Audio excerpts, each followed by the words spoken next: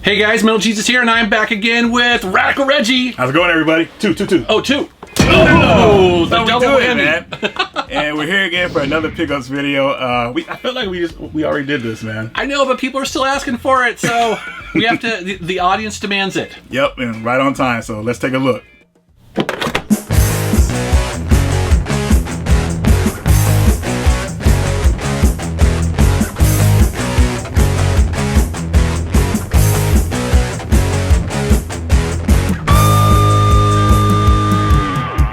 All right, buddy. I got a lot of stuff. Me too, man. So let's get it started. Okay. I have here a game I've been waiting for ever since it was announced in Japan, and that is Ys 8. And I have the Vita version here as well. And I went all out for this game, man, because so what? Okay, so these are two versions here. So one's the Vita version, one's the PS4 version. Oh, okay. See, and mine is so small, so compact. Dude, it's just like I had to get it for both systems because I love the series so much, and honestly, man, I feel that this is the best game in the series, man. I mean, you're stuck on a desert island. You gotta get your people together who are on the cruise ship with you, right? And you're just trying to survive on an island that you don't know anything about, and the story just really comes together so well. I mean, the music is fantastic. Yeah. The fighting is great. I mean, like, the grinding in that game is no problem because you'll have a great time doing that. I mean, how are you feeling about it so far? So it's one of the first Ys games. I've had Ys games in my collection before, but I'm relatively new to the series. I've never finished one. I always get distracted somewhere along the way. Right. But this is the one I bought while I was traveling, and I was like, okay, this is a game I'm going to sit down and play, and I have to say it's not disappointing. I am loving it. I'm playing on the Vita, so it is portable. Right. But now you're saying it's not complete. Well, the PS4 version has extended story scenes and stuff like that. So it's like you want to possibly. I mean, if you enjoy the Vita version after you beat that one, if you still want more, you probably want to go to the PS4 version as well. I can see that. But definitely, I don't know if this is the best Ys games compared to like other Ys fanatics out there. Well, but a lot of people have said this is the Ys game you can start with. Definitely. Yeah, and I've certainly felt that way too because maybe it does call backs to the previous games, but I don't feel like I'm missing something. The story is really interesting. I love the fact you're starting on the desert island. Yep. You're helping build up your camp. Yep, exactly. Some of the dialogue is absolutely laugh out loud hysterical. I know what you're talking about. Which one you're talking about too. I was like, did he just say that? Like, what? It's so funny. So I'm really enjoying this game. Very cool game, man, and it's definitely one of the more memorable games in the series. So if you want to start with this one, feel free to do so. I mean, it's an amazing game. Story, fantastic. I mean, I haven't been intrigued by RPG like this since Final Fantasy VIII. So especially, most RPGs, or not most, but a lot of RPGs are kind of generic. They kind of by the numbers, and this doesn't feel that way. Even the creatures that you're battling are every once in a while I'm just stopping, looking, and going, "What is this? Is so cool, exactly, so creative, right?" This is what an RPG is supposed to do for you. Yeah, I'm really loving it. So I'm happy. It's cool that you got these the limited editions. I went all out, man. Yeah, I'm not surprised. I made room for them. All right. Well, for me, I picked up something small. The Super Nintendo Classic Edition, the Mini. Do you have one of these? I didn't want to wait in line. Do you want to hold it? Yeah, you know what? Why not? This is one I would get if I did get one of the. That's exactly how I felt because the NES last year, hey, that's cool if that's your thing, but Nintendo hit its stride when it came to Super Nintendo. Exactly, and that's how I felt about it too. And the collection of games that are on here is absolutely amazing. So, to give you an idea here, Contra 3, Donkey Kong Country, Earthbound, Final Fantasy 3, a couple Kirby games, Mega Man X, Secret of Mana, Star Fox, the original, and also Star Fox 2. And it's completed. So again, a lot of people are looking forward to that because there was a prototype out there. Yeah. But they finished it for this. They finished it for that. And what was weird about that story is about 20 years ago, me and my buddy Gary, we were walking to Thrifty's, which was Rite 8 nowadays. And we were reading Nintendo Power about how Star Fox 2 was coming out. And now I hit him up like 20 years later, hey man, our game is finally here. He's like, whoa, dude, it was pretty amazing. So happy that's on there. That's the big seller for the system as well. It is, and I'd love to see them do that even more going forward. It'd be really interesting to see what they do maybe next year with a N64 Classic, if they do it. I would want to know what they would do with the controller for it. Would they be the same controller? Good point.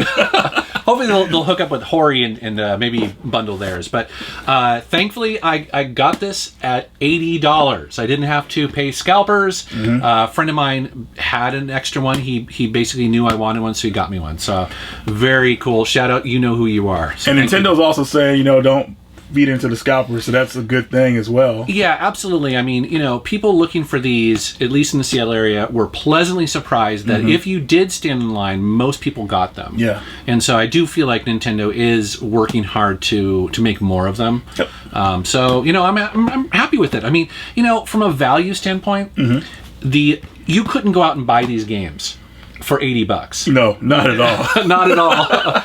And it's packed full of classics, so I'm very happy to have it. It's cool. Very cool, man. All right, man. So next game here.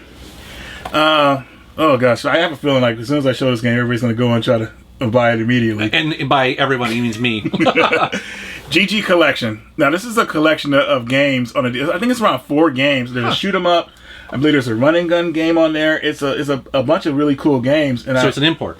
Yeah, it's an import, but the games actually were released here in America, digital only, through the store on the DS. Yeah, so this is the physical copy of it, and it has a shoot 'em up game, a run and gun game, a puzzle game, and it's really cool. And it's only, I'll go ahead and say the price. It's only $8 on Amazon. Oh, really? Yeah, shipped. So, definitely something very cool to pick up for your DS system.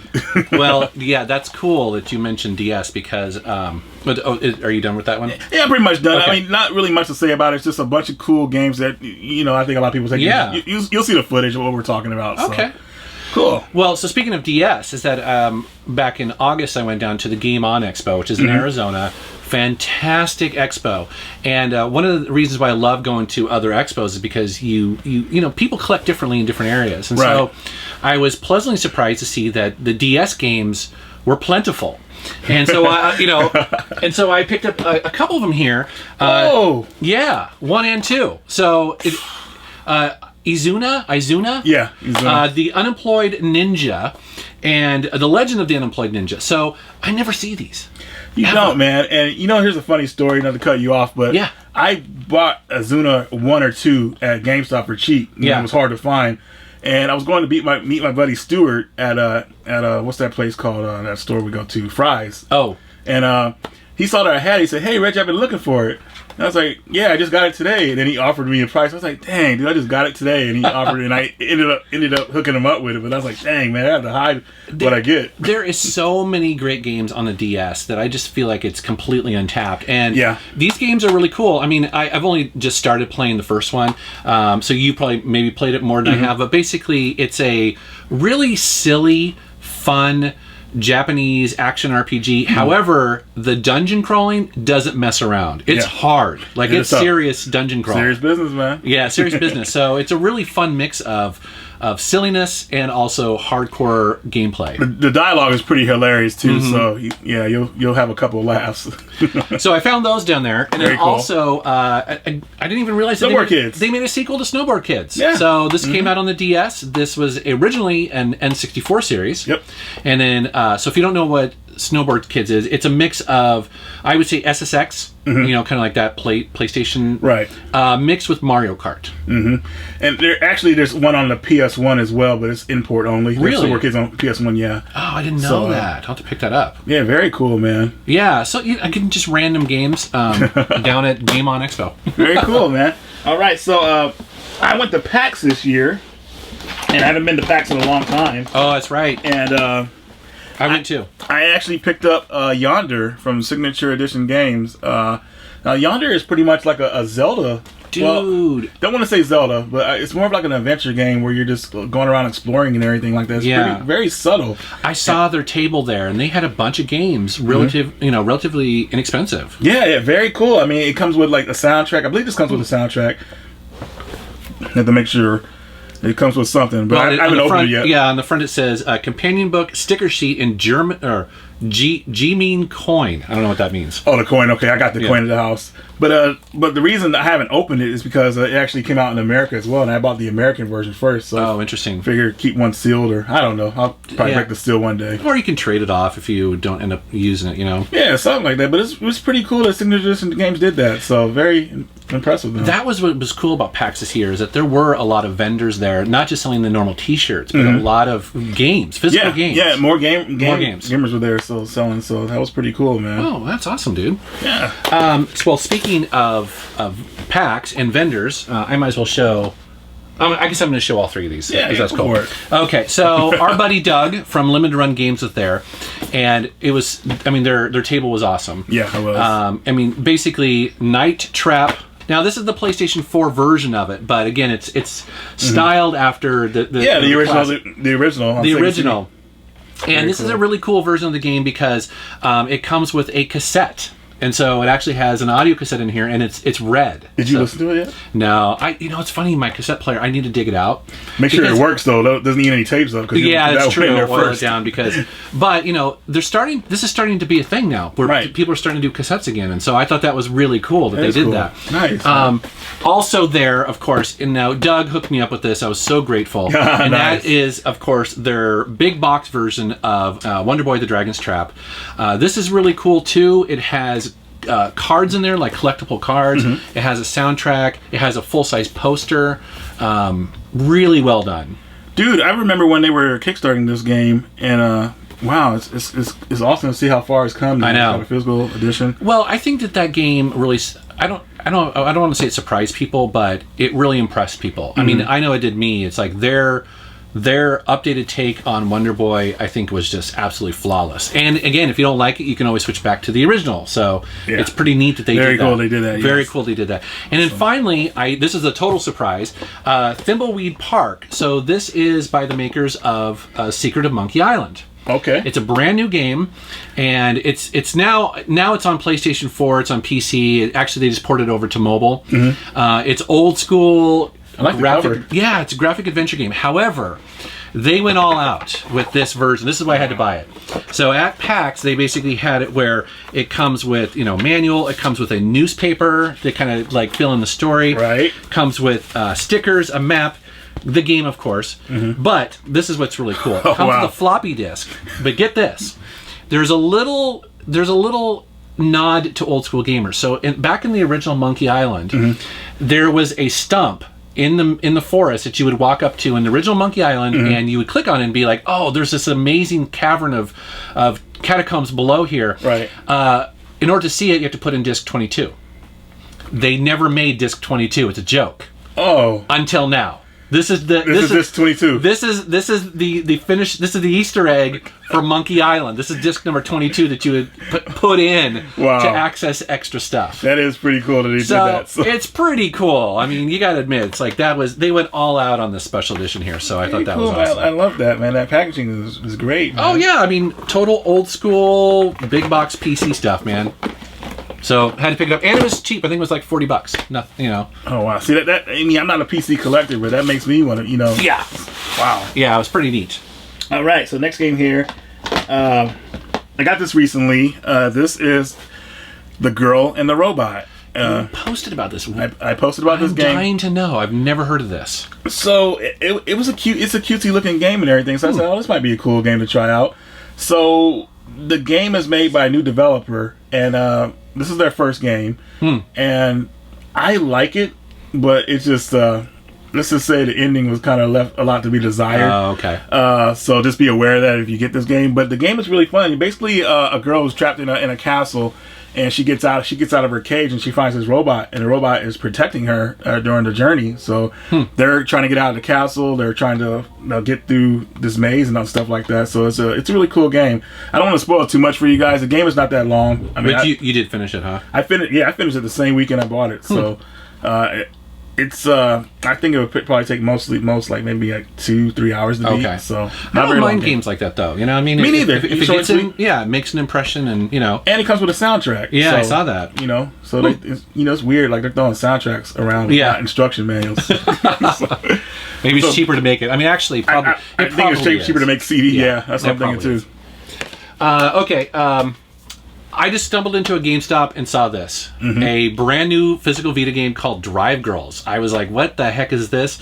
And I just bought it sight unseen. You know, so what is this game? It's a Japanese action beat 'em up where you play as cute anime robot girls that can transform into cars. And you go around these kind of these levels and arenas, beating them up. The reason why you transform into cars is because you can drive as well, but you can also do more damage as a car. It's interesting. I would say it's not great, but you know, it's something. It's a new Vita game. It's a new Vita game at a GameStop. Yeah, and it was one of those things where it's like, you know, and I think it was like $29 or something like that. So I was like, okay, I'll check that out. There you go. Yeah, you know, something kind of fun and mildly interesting. Okay. So our buddies at East Asia Soft, oh yes, brought out this game called Rive, limited edition.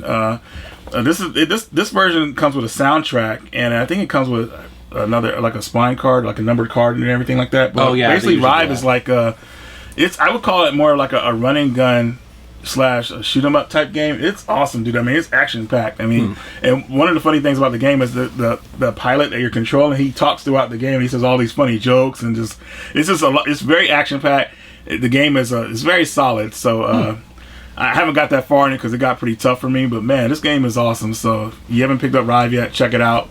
Well, I am going to talk about their other game that they released. East Asia Soft also put out the Tachyon Project.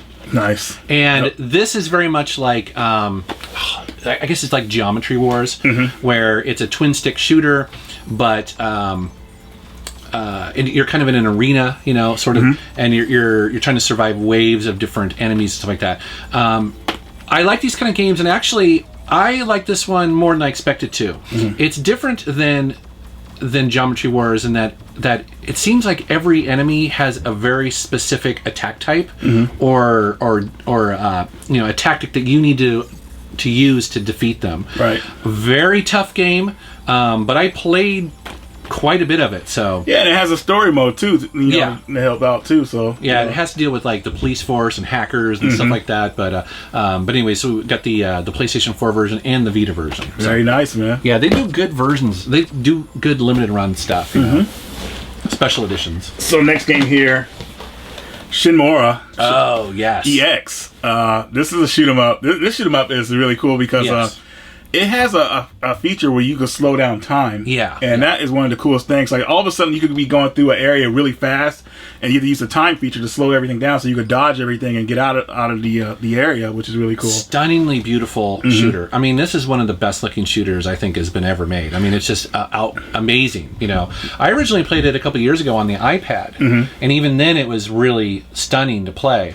Yeah. And then they're starting to port it to like the Switch and also to PlayStation 4. Yeah, they ported. This is the PS4 version, as you can see, and then I believe they're porting a physical copy to the Switch as well. Yeah, so that would be awesome. I want to pick that up there. So very cool game on the cheap, and yeah, if you like shoot 'em ups, I mean, this is definitely a swan song to shoot 'em up type game. Yeah, and it's tough too. Like it's a very difficult game. Did you beat it? No, you kidding me? No. I think I got to the third level. I got to like the second level and I had trouble, but I need more practice though. So as long as I keep playing, I'll get. And the time mechanic, you hit upon that. That's what makes it different. Like it looks like a traditional kind of side-scrolling shooter, but really you're managing your time in this game constantly. So it's cool. It's a cool game. Next up for me, it's kind of a bulk thing here. I'm wearing the shirt. There you go, Metroid. Samus Returns on 3DS. The amiibos, and then I don't know why I'm showing this. That's what you're playing it on. I was so excited to get a new proper Metroid game. Well, that was a surprise announcement when they announced that one. I was like, wow, dude. Yeah. Everybody's been asking for a remake of the second game. Yeah. And, and so a couple things about this game. It's a remake, as you mentioned, of the Game Boy, Metroid 2. However, they've expanded it greatly. They basically modernized a lot of things about it. It looks absolutely stunning in 3D on the 3DS. Like, it's one of those games where you're going to want to turn on the 3D because there's so much depth to the level. It's really cool. However, the caveat is, initially I did not enjoy this game that much because it's important to know this was actually not developed by Nintendo. It was actually developed by the people who made the Castlevania games on the 3DS. Lords of Shadow, whatever that's called. Okay. Same developer. Okay. So it plays slightly different than what like if you're going into this expecting Metroid Fusion, you're not going to get it. It's actually it's its own thing. It feels like Metroid, however, basically they added more combat. So there is a counter move that you have to do on every single enemy all the time, and they respawn all the time. They couldn't just do what people wanted to. I know. Give us. I know. So initially, I was not having a lot of fun because you know, like in Metroid, after a while, because you're doing so much backtracking, you're flying through those levels. You're really kicking butt. In this game, you're being every single enemy has that sort of attack move, and then you have to counter, and it's just its own thing. That said, when you get to the second area, it does start to become a little bit more fun. Okay. So I would say I don't love this game. However, I am enjoying it. So okay. Yeah. Okay. That's good. I'm still a fan. It's just that now I'm like, okay, bring on Metroid Prime 4. Cool, man. So next game here, survival horror for the PS4, and that is White Day. Oh, yeah. Another thing you've been tweeting about. I'm like, what is that? Yeah, White Day. So I actually bought it from a store called Video Games Plus in Canada, and they had sold it. They were actually selling it earlier than everybody else was on Amazon, like a month earlier, and they also had it come with a soundtrack. So the soundtrack, I couldn't beat that. Yeah. So it's basically White Day is about a kid who goes to school, and White Day is a day where you celebrate like giving that special someone. I think it's a real holiday. Yeah, it's right? a real holiday. Yeah. Someone you care about, like candy or something like that. I can't really remember too much about it, but you're trying to leave a girl a love letter at school at night. And school at night is a scary looking place, man. I'm seriously like, whoa.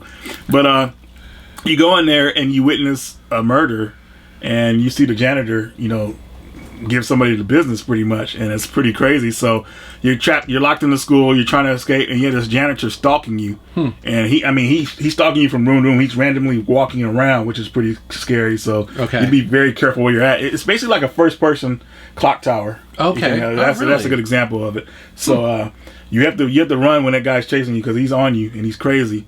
And I haven't got too far, but it's very fun. It's a very fun game, especially if you like survival horror games. So 9 different endings is what it says. Yeah, and you get a soundtrack with it as well. Originally, this was a PC game. So this is a remade version of the PC game. So it came out on there, and I'd like to check it out.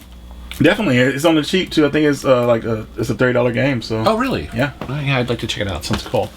PS4 game for me. I just walked again into a GameStop, and you just scan for something weird and interesting. And I was like, "What is that?" So I believe I always get this wrong. So it's Nitro Plus, Blasterz Heroine Infinite Duel. Infinite Duel. That was actually the first fighting game I got on the PS4 because that came out before Street Fighter V did. Okay. And it's an all-girl fighting game, but the girls come from different series, I believe. I thought that was okay. Yeah. There's a lot of different characters from a different series in there. It's a pretty cool. It's a solid game. It's just that it's not a lot of characters in it, so it's not a lot of people might be turned off by it. But. And for me, it was really cheap because it was used, and I don't get a lot of fighting games, but I actually had a lot of fun with this. I like how you have a partner, and excuse me if I'm saying like the wrong things, but you know how you have that partner that you can kind of call in, assist in. Yep. Yeah, and the animation's great on this. So so it's. It was more of a package than Street Fighter V was, so that's pretty cool. So yeah. See, I'm getting fighting games. There you go, man. They're fun, man. Once you pull off a couple moves, man, you're feeling good. Okay, so next game. Here's another limited run release I got, and this is Oceanhorn. Oh, I played this on the iPad. Did you? Okay. I haven't really played it that much. I just recently got it, but Oceanhorn is pretty much like a Zelda game for the PlayStation. Yeah, like old school Zelda. Yeah, and they had a Vita version? Yeah, there was a Vita version of it, and that was probably the one people were trying to get more. I bet. But yeah, it seemed like a really cool game. I like I said, I didn't play that much of it, but it was very interesting. Yeah, it had the old school Zelda style to it, so I'm looking forward to playing that. And you played it, and you were liking it, right? Oh yeah. I mean, when this came out on the iPad and mobile, that's exactly it. Is people are like, oh my gosh, here's like a legit, not legit, I guess, but like a really good Zelda clone of the old school style. Yeah, so. And I felt that definitely, and so that's really cool. And the graphics are great, and I believe they've been improving it. So this is probably better than the version I originally played. So kind of jealous. I have to pick it Okay, another PS4 game for me. Oh, well, for me. That is Dishonored: Death of the Outsider. So, this is one of those DLC things that grew too big to... And they put it on its own disc. Exactly. Huh. Yeah, so originally this is going to be a downloadable only thing, but then it expanded to about a 10-hour side thing. So, this is fantastic. I mean, if you like Dishonored, if you like stealth games, if you like first-person games, played it, beat it, has 2 different endings to it. Just a fantastic game. So I've always took interest in the Dishonored games, but Dishonored 2, I wanted to play that, but I'm waiting for that complete edition to come out. Okay. They always come with. They may actually do a version that has both of these in there at some point. The thing I like about the Dishonored series is that they are designed for experimentation and multiple playthroughs. So there's never really one proper way to go through a level or beat a specific thing in it. Okay. Yeah. There's many different ways. Yeah, they're primarily designed for stealth, but in the last couple games that they've done, they've actually balanced that out. So if you want to actually just go and just shoot everything, you can. Or if you want to do a mix of that, you can really tailor it. So they're really fun, kind of sandboxy kind of games to play. Wow, this looks amazing, man. Yeah, and again, I beat it in 10 hours, and I did not do everything.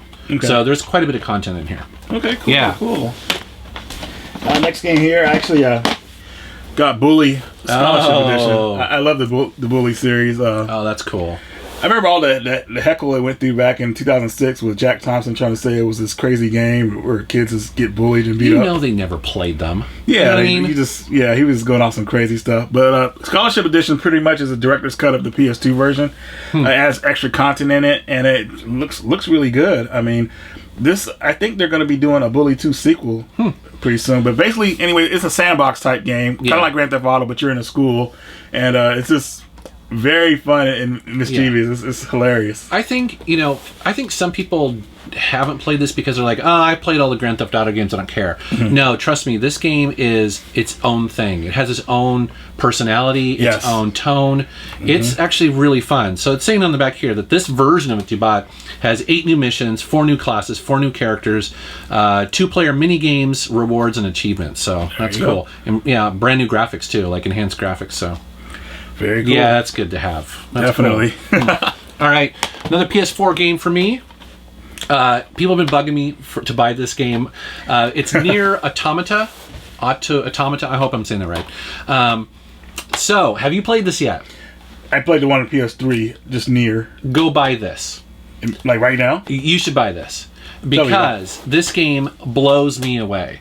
It's crazy, dude, because essentially this is a shooter. This is a top-down shooter. Then within the same, so it'll be you'll be like in a top-down shooter, and then it'll turn in the same mission to a twin-stick shooter. Then it'll turn into a 2D platformer. I mean, it just goes all over the place. This game is always changing it up on you. You never know what you're getting into. And it has great graphics. Has a really interesting story about the future and how mankind has had to leave the Earth and stuff. I've only got about 3 or 4 hours into this so far, but you were really intrigued by it. I was blown away. I mean, now I know why people were really going on and on about this, because I've never played a game like this where it has so many different genres, and it does them in the middle of it. So it's really neat. It's really cool. Very cool, man. Yeah, and I know what you're talking about. The PlayStation 3 version was definitely more of a kind of like a hack and slash. Yeah, and this has that, but to me, actually, even the hack and slash feels more like Bayonetta. Okay.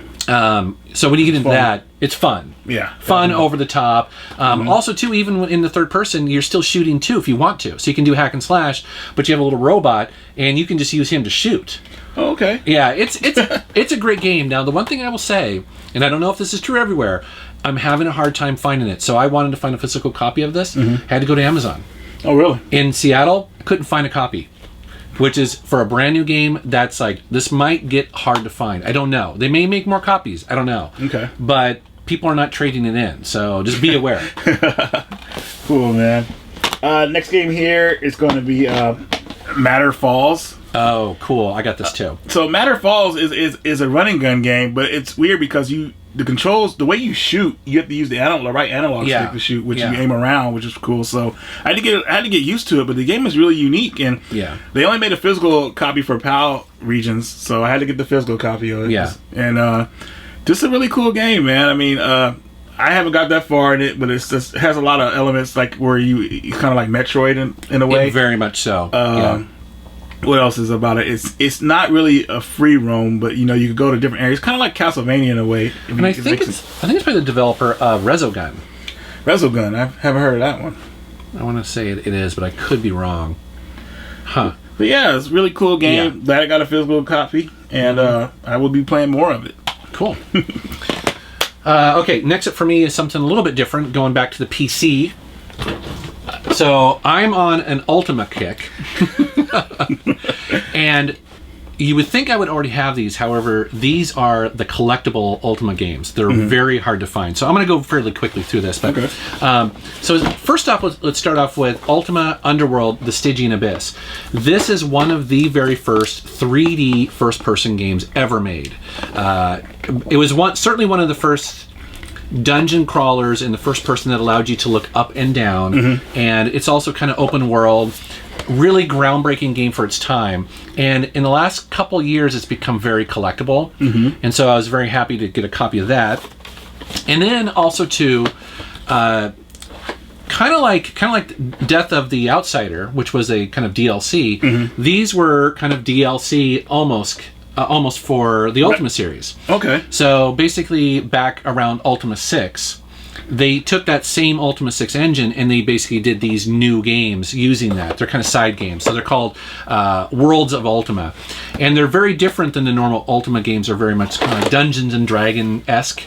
These are not. These are kind of like Pulp Fiction, 1930s games where this is like... Yeah, because he looks like a guy, like a safari hunter. Yeah, exactly. Kind of like in a Lost World, Lost Kingdom stuff. And then also here, you have the second one, which is Martian Dreams, where it takes place on Mars. And you have a bunch of Victorian-era celebrities, kind of like Sigmund Freud and things like that. Cool. So these are very hard to find in their original boxes at this point. These are some of the more collectible PC games. And then also, for some reason, they also ported them over to the Super Famicom. And so this is... Yeah, so this is Worlds of Ultima Savage Empire on the Super Famicom. Way cheaper than that version right there. But I just thought, so I was like, okay, that's kind of cool to have. I don't think this is necessarily going to be anything special because it's going to be very limited, but I thought it was kind of cool. So it is cool, man. Wow. Yeah, the Ultima series is a fun one. It's old school RPG stuff, but do you think you could still like play it today if you wanted to, like sit down? For the most part, I think so. They're a little clunky, but the one thing I would say is that these are full blown RPGs where you can go around and be the kind of character that you want to be for the most part. You get to interact with the world. They're pretty complex, and so I think the thing for most people is that can you get past the controls? Using a keyboard and maybe keyboard shortcuts. And also some of the more simpler graphics. But for the most part, Ultima 6 had a really nice engine. Right. And that's the reason why they did that, so... I'm loving the cover art for these games. I know, isn't it amazing? Yeah, seriously. Yeah, so it was pretty cool. So I'm only actually missing one, and that's Ultima Underworlds 2. I believe that's the last game that I need for the entire series. You'll have a series? Yeah. And then I might do a video covering some of the highlights. Okay. So next game here, I was watching this game before it came out and I totally forgot about it and I couldn't remember the name of the game. So you find the craziest stuff. I forgot about it for a couple years. Then my buddy Jake Friedel, and thanks again, Jake. It's because of you I found out about this game again. Silence, which is part of the Whisper World series. It's crazy. How do you? Yeah, dude, it's awesome, dude, and the game is just really cool. So basically, these children, they're in a war. Well, they're not in a war, but they're playing outside, and there's a war happening. So they jump into a shelter. They run into a shelter, and everybody outside pretty much gets nuked. So they're hiding in the shelter, and all of a sudden, like a big earthquake happens, and his sister's missing because his brother and sister. And next thing you know, they're in another world, trying to find each other. Which it's just really story driven. It's a point and click type game, but it's like, man, it's one of those good ones that you want to play. So there is so many games on the PS4. There is, and it's a great console. It is, man. I mean, being import friendly, you can play everything on there. I mean, it's just amazing because I don't think they're gonna make a physical copy for America for this game, so I went ahead and got this one, and I don't regret it at all. So, wow, that's cool. Silence. always games I've never heard of. This is so amazing. All right, next up, I'm gonna. Okay, so in the last pickups video, I got a Vectrex from a guy named Bill. Yep. He's one of my Patreons, and he had several Vectrexes. Nice, and so he wanted to donate because he thought it should be in my game. Whoa! Yeah, so he's like, well, I got more stuff. The first thing I want to show is the multi-cart. So this is the multi-cart version 2. Okay. Made, I think, believe in like 2000 or something like that. This is really nice to have because it has, I think, almost all of the Vectrex games on it. Certainly many of them. So this is really nice to have. Okay, cool, man. Yeah, because to be quite honest, I'm not going to go out and start buying a bunch of box Vectrex games. You don't really see them anyway. Yeah.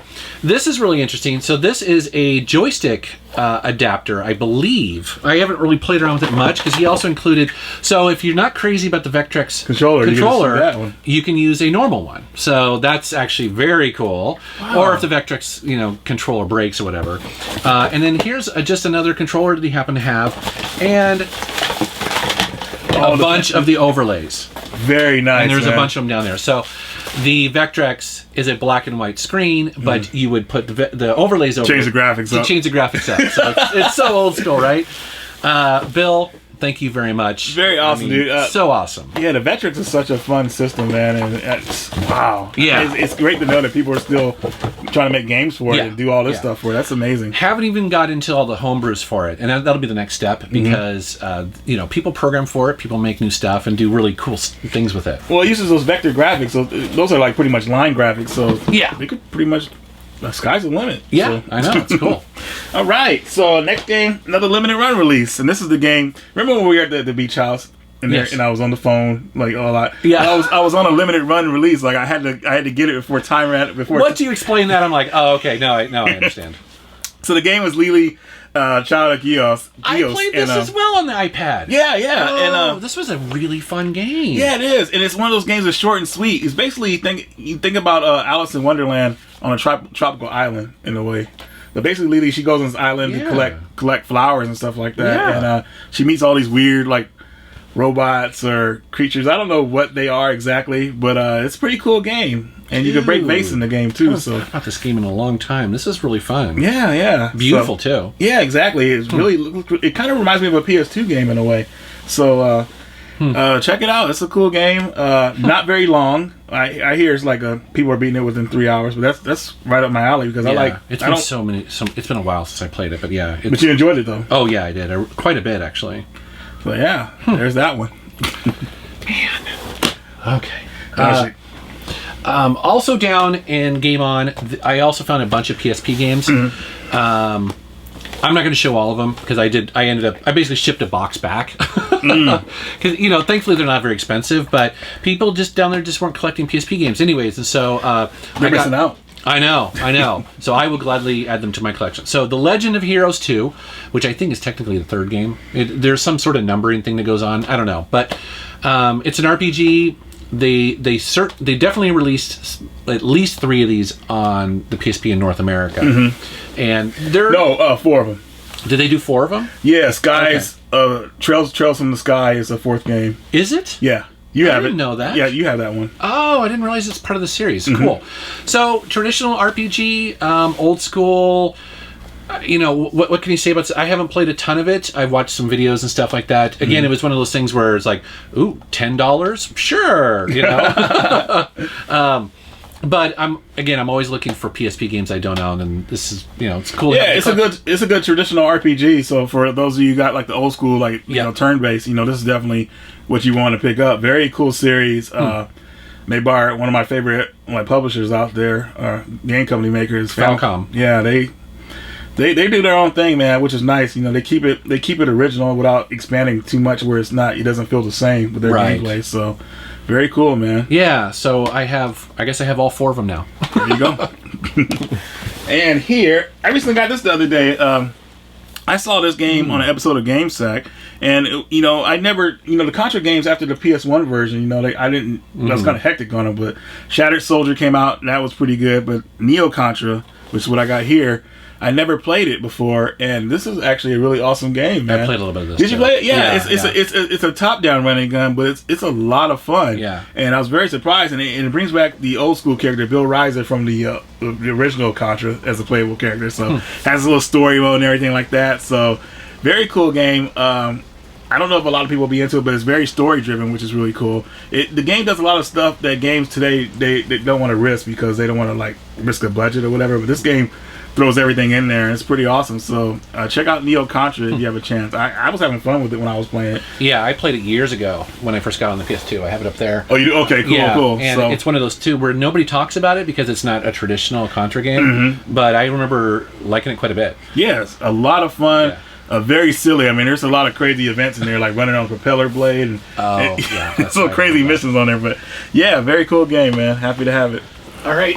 Next up, I have a couple games here that came from you. That's right. Through Smash Games. In Tacoma, came from Smash. Yeah. So I guess a Commodore 64 lot walked in the door or something. Yeah, they don't take those games there. So she wanted to know if you probably want them. Yeah. So I just have she gave me a stack. I just have a few of them here that I want to show. Airborne Ranger. So this is a game I used to love as a kid. I actually did a home movie on my YouTube channel called Airborne Ranger based on this game. Really? Yes. Okay. Loosely based on this game. But this was a really cool action military game back in the day. You would probably compare it to Commando. Remember old school Commando? Yep. Although a little bit more of a simulation. So but still kind of just really fun. And then she also had an SSI game, which I didn't own. That's Demon's Winter. This is actually kind of sought after. Very old school RPG. Oh wow, yeah, I can tell right. Yeah, really old school. And then a game in a slightly squish box here, but basically this is an Activision Ocean Ranger, some sort of sub naval thing. So I don't know. Cool. Yeah, cool stuff though. But I was really excited to get Airborne Ranger. I was like, ooh. Yeah, because you haven't had it in a while, or you used to own it. Oh, dude, I haven't owned this since '87, '88, whenever it actually came out. It's been a long time, so I was pretty excited. So, very cool. Thank you, Smash Games. And next game here, Super Smash Games. Next game here, this was sent to me by Mega Cat Studios, Matty J, and this is a Coffee Crisis. And Coffee Crisis is a new beat 'em up game for the Genesis. Where it has to deal with these people who are working at a coffee shop, and these aliens come to attack them, and they grab some coffee bags and start beating them up, and it has its own story. You fight bosses. It's pretty hilarious. You fight crazy aliens, G-men, regular people on the street. Dude, look at that cartridge. And, the cartridge, it comes with a manual. The cartridge is a nice, it's like see-through. Yeah, see-through. Colored. Red. I think they have a blue one too. I got that one, which is really cool. Yeah. So it's nice to see a new Genesis game. Yeah. Like that. So I kind of want to start collecting new Genesis and Super Nintendo homebrews. You know what I mean? Just because because I think that it'd be interesting to see what people are doing. It's making me want to drink some coffee looking at the cover, because look how nice it looks. It's just ready to go. Yeah, he's got the alien. He just bashes it with the cup of coffee. With a cup of coffee. That's so awesome. It's hilarious, man. All right. Also at Game On Expo, I ran into a bunch of. I think these were given to me. I forget. I'm so sorry. Yeah. I probably should have wrote it down. But basically, I ended up getting a bunch of Infocom games, and Planetfall is one that has been eluding me for a while. So Planetfall, these are text adventures, so they don't have any graphics. Is he holding a mop? He is. And so basically it's a science fiction text adventure. Okay. But I remember back in the day when I first played this is one of the first games that actually made me tear up. Really? Oh yeah, this game is hilarious, but it has great characters, and even to this day, people still fondly talk about that game. And so to get a physical copy of it, because I actually never owned the physical copy back in the day. Of course, the Commodore, people pirated games. I'm not proud of it, but that's how I played it. And so I now own that game, and such a fantastic game. But also other games that they made as well. Sorcerer, which is part of the Enchanter series. Infidel. These are all text adventures. They all come with like the little feelies on the inside. And then also Deadline.